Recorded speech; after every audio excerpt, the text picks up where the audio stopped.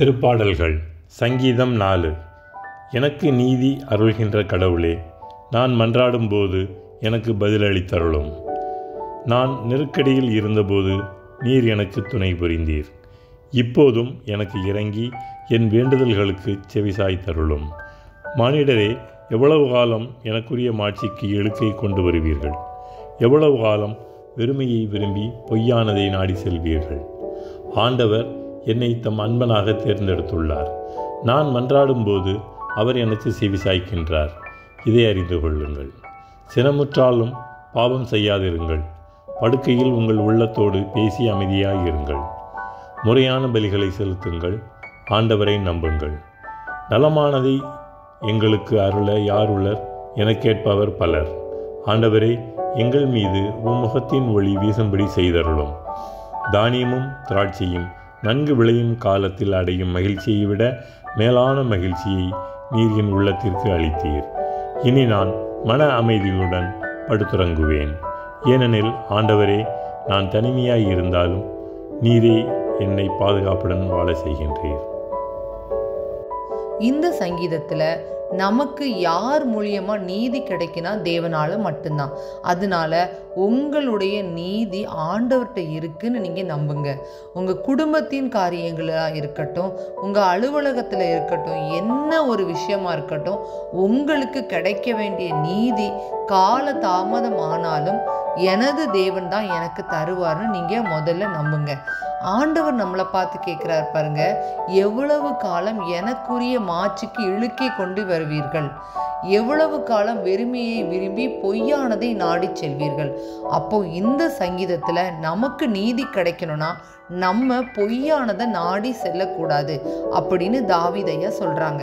ரெண்டாவது காரியம் பாருங்க, ஆண்டவரை என் அன்பனாக தேர்ந்தெடுக்கணும். அப்ப நம்ம அன்பு செய்கிற ஒரு ஆளா ஆண்டவரை தான் நம்ம தேர்ந்தெடுக்கணும். அப்போதான் நம்ம மன்றாடும் போது அவர் செவி சாய்ப்பார். இதை அறிந்து கொள்ளுங்கள் அப்படின்னு சொல்லி தாவீதையா சொல்றாங்க.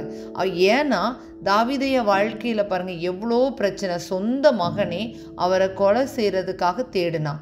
சவுல் ராஜாவும் அவரை தேடுறாங்க. ஆனாலும் அவர் இவ்வளவு சங்கீதம் எழுதியிருக்காருன்னா எவ்வளோ தூரம் ஆண்டவரோட நடந்திருப்பார். அவரை தன்னுடைய அன்பனாக அவர் தேர்ந்தெடுத்தார். நீங்க தேவனை அன்பனாக தேர்ந்தெடுத்தீங்கன்னா நிச்சயமாக உங்களுக்கு கிடைக்க வேண்டிய நீதியை தேவன் கிடைக்க செய்வார். அடுத்தது இன்னொரு விஷயம் சொல்றாரு பாருங்க, சினமுற்றாலும் பாவம் செய்யாதீங்க. கண்டிப்பாக கோவப்படுறது நார்மல் தான். ஏதாவது ஒரு கட்டத்தில் சட்டுன்னு கோவம் வந்துடும். ஹீட்டாக இருக்கலாம், என்விரான்மெண்ட்டாக இருக்கலாம், ஒர்க் ப்ரெஷராக இருக்கலாம். என்ன காரியமாக இருந்தாலும் நீங்கள் பாவம் செஞ்சிடாதீங்க. அதில் ரொம்ப கவனமாக இருங்கன்னு சொல்கிறாரு. படுக்கையில் உங்கள் உள்ளத்தோட பேசி சமாதானமாயிருங்க. யார் கூடயாவது பகையோட வெறுப்போட நீங்கள் படுக்காதீங்க அப்படின்னு சொல்கிறாங்க. அடுத்தது முறையான பலியை செலுத்துங்க. பலி என்னதுன்னா துதி பலி. எப்படிப்பட்ட துதி பலியாக இருக்கணும்னா தேவனை விசுவசித்து துதிபலி எடுக்கணுமா.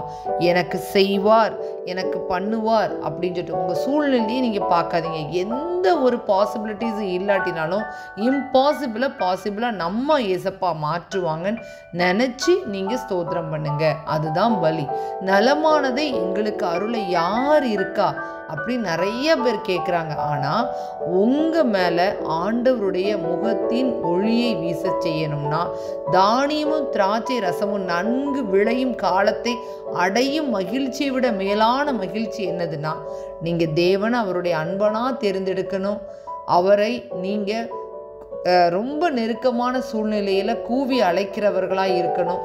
சினம் வரக்கூடாது. படுக்கையோடு இருக்கும்போது கூட நீங்கள் ஆண்டவரோடு உங்கள் உள்ளத்தை சமாதானமாக்கி கொள்ளணும்.